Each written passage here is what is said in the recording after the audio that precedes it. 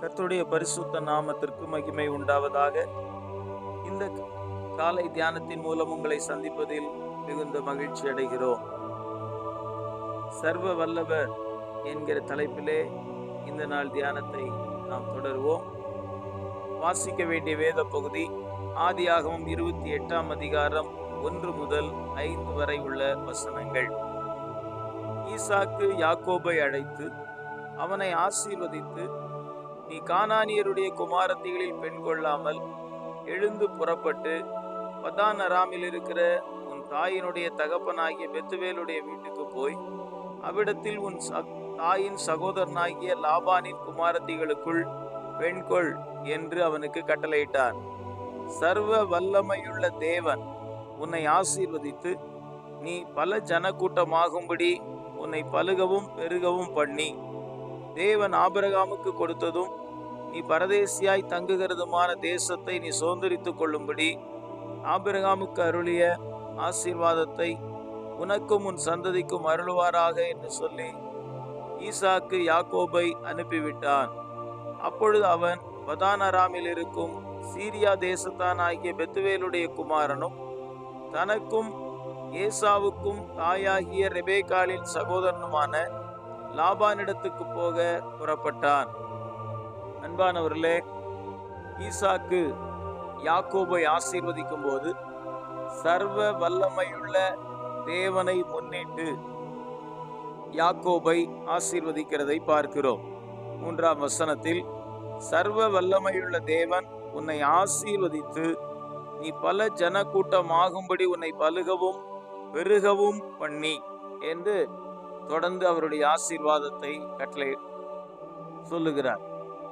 சர்வ வல்லமையுள்ள தேவனை முன்னிட்டு யாக்கோபை தனது தகப்பனாகிய ஈசாக்கு ஆசீர்வதித்தார். அதை போலவே இந்த யாக்கோபு தேவனால் ஆசீர்வதிக்கப்பட்டார் என்பதை நாம் பார்க்கிறோம். ஆதியாகம புஸ்தகம் 29ஆம் அதிகாரம் 30ஆம் அதிகாரத்தில் யாக்கோபின் திருமணமும் அவன் ஆசீர்வதிக்கப்பட்டு வளர்ச்சி அடைவதை குறித்தும் அந்த அதிகாரங்கள் முழுவதிலும் இருக்கிறது. அதனுடைய முடிவாக ஆதியாகமம் 30:43 இவ்விதமாய் வாசிக்கிறோம். இவ்விதமாய் அந்த புருஷன் மிகவும் விருத்தி அடைந்து திரளான ஆடுகளும் வேலைக்காரிகளும் வேலைக்காரரும் ஒட்டகங்களும் கழுதைகளும் உடையவனானான். தனிமையாக சென்ற யாக்கோபை தேவன் ஆசீர்வதித்து மிகவும் திரளாய் பெருக பண்ணினார். அதை குறித்து யாக்கோபே சொல்லுவதை ஆதியாகமம் 32ஆம் அதிகாரம் 10ஆம் வசனத்தில் வாசிக்கிறோம். அடியேனுக்கு தேவரீர் காண்பித்த எல்லா தயவுக்கும் எல்லா சத்தியத்துக்கும் நான் எவ்வளவேனும் பாத்திரன் அல்ல. நான் கோலும் கையுமாய் இந்த யோர்தானை கடந்து போனேன். இப்பொழுது 2 பரிவாரங்களையும் உடையவனானேன். தனியாக போனேன், என் கையில் வெறும் கோல் மட்டும் இருந்தது. கோலும் கையுமாக வெறுமையாக நான் போனேன். இவ்வளவு தூரம் நீர் என்னை ஆசீர்வதித்து பெரிய பரிவாரங்களாக 2 பரிவாரங்களை எனக்கு தந்தீரே என்று அவர் சொல்லுகிறார். இவ்விதமாய் சர்வ வல்லமையுள்ள தேவன் யாக்கோபை தகப்பன் ஆசீர்வதித்தபடியே அவரை பலுகவும் பெருகவும் பண்ணி அந்த தேசத்தை சுதந்திரிப்பதற்கும் தேவன் அவரை வழிநடத்தினார். பிரியமானவர்களே, இதற்கு காரணம் என்ன? சர்வ வல்லமையுள்ள தேவன் இந்த யாக்கோபை ஆசீர்வதிப்பதற்கு காரணம் என்ன? தகப்பனுடைய ஆசீர்வாதம். அருமையான பெற்றோரே, உங்கள் பிள்ளைகளை நீங்கள் ஆசீர்வதியுங்கள். அவர்களை சபிக்க கூடாது. நோவா தன் குமாரனை தனது பேரனை சபித்தது போல நாம் ஒரு நாளும் சாப வார்த்தைகளை நமது பிள்ளைகளுக்கு நேராக கூறாமல் அவர்களை ஆசீர்வதிப்போமாக. ஆனால் ஆசீர்வாதத்தை கூறின பலரும் இன்று ஆசீர்வதிக்கப்பட முடியாமல் இருக்க காரணம் அவர்கள் கீழ்ப்படியாமல் போவதினாலேயே. இந்த ஆசீர்வாதத்தை நாம் பெற்றுக்கொள்ள வேண்டுமானால் யாக்கோபு செய்தது என்ன? ஆதியாகமம் 28:7 வாசிக்கிறோம். அவன் கீழ்ப்படிந்து பதான் அராமுக்கு புறப்பட்டு போனான் என்று வாசிக்கிறோம். தன் தகப்பனுக்கும் தாய்க்கும் அவன் கீழ்ப்படிந்தான். அன்பானவர்களே, சர்வ வல்லமையுள்ள தேவன் நம்மை ஆசீர்வதிக்க வேண்டுமானால் நமது பெற்றாருக்கு நாம் கீழ்ப்படிய வேண்டும். பவுல் அப்போஸ்தலன் எபேசியர் 6ஆம் அதிகாரம் 1 முதல் 3 வரை உள்ள வசனங்களிலே பிள்ளைகளே, உங்கள் பெற்றாருக்கு கர்த்தருக்குள் கீழ்ப்படியுங்கள், இது நியாயம். உனக்கு நன்மை உண்டாயிருப்பதற்கும் பூமியிலே உன் வாழ்நாள் நீடித்திருப்பதற்கும் உன் தாயையும் உன் தகப்பனையும் கனம் பண்ணுவாயாக என்பதை வாக்குத்தத்தம் உள்ள முதலாம் கற்பனையாயிருக்கிறது என்று எழுதுகிறார்.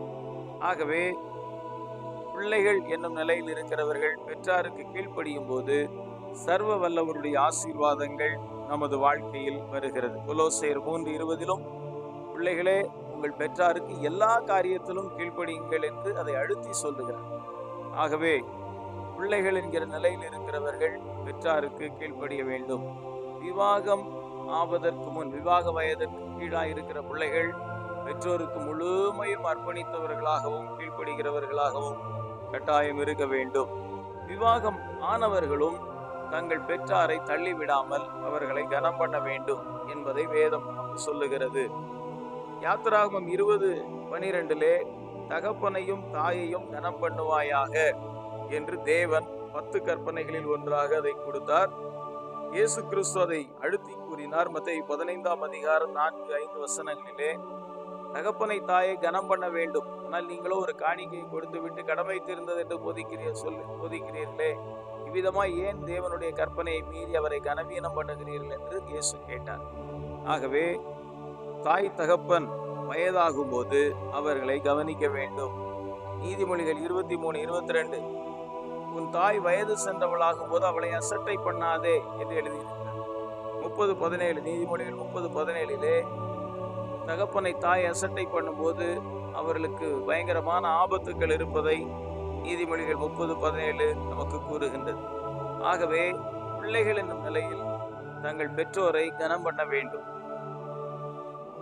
பவுல் அப்போஸ்தலன் தீமோத்தேயுவுக்கு எழுதின அந்த கடிதத்திலே சபையை நடத்துகிற காரியத்திலே பெற்றோரை கனம் பண்ண சொல்ல வேண்டிய விஷயத்திலே அவர் சொன்னது 1 தீமோத்தேயு 5:4 பேரன் பேத்திகள் தங்கள் பெற்றார் செய்த நன்மைக்கு பதில் நன்மை செய்ய வேண்டும், அது தேவனுக்கு முன்பாக பிரியம் என்று கூறினார்.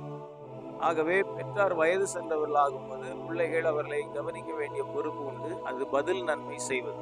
சிறு வயதிலே பெற்றார் நம்மை தூக்கி கொஞ்சி நம்மை வளர்த்தி படிக்க வைத்து ஆளாக்கினார்கள் அல்லவா, அதற்கு பதில் நன்மை பிள்ளைகள் செய்ய வேண்டும், அது தேவனுக்கு முன்பாக நன்மையும் பிரியவுமாயிருக்கிறது. ஆகவே அவ்விதம் செய்யணும். லேவியராகமம் 19:32 சொல்லுகிறது, நரைத்தவனுக்கு முன்பாக எழுந்து அவன் முகத்தை கனம் பண்ணி உன் தேவனுக்கு பயப்படுவாயா. ஆகவே வயோதிப பெற்றோரை கனம் பண்ணுங்கள், அப்பொழுது சர்வ வல்லவர் உங்களை எல்லா நிலையிலும் ஆசீர்வதித்து பெருக பண்ணுவார். உங்கள் ஆவிக்குரிய வாழ்வின் ஆசீர்வாதங்களை ஆசீர்வதித்து பெருக பண்ணுவார். உங்கள் வேலை, தொழில், பொருளாதாரம், நன்மைகள் யாவையும் பெருக பண்ணி மேன்மைப்படுத்துவாராக. ஜெபம் பண்ணுவோம். பரலோக பிதாவே, நல்ல ஆண்டவரே, நன்றியோடு நாங்கள் உம்மை துதிக்கிறோம், ஆண்டவரை ஸ்தோத்தரிக்கிறோம்.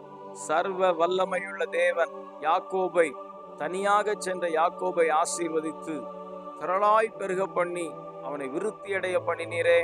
இன்றைக்கு சர்வ வல்லமையுள்ள தேவனால் இதை கேட்கிற ஒவ்வொரு பிள்ளைகளும் ஆசீர்வதிக்கப்பட்டு விருத்தியடைய உதவி செய்வீராக.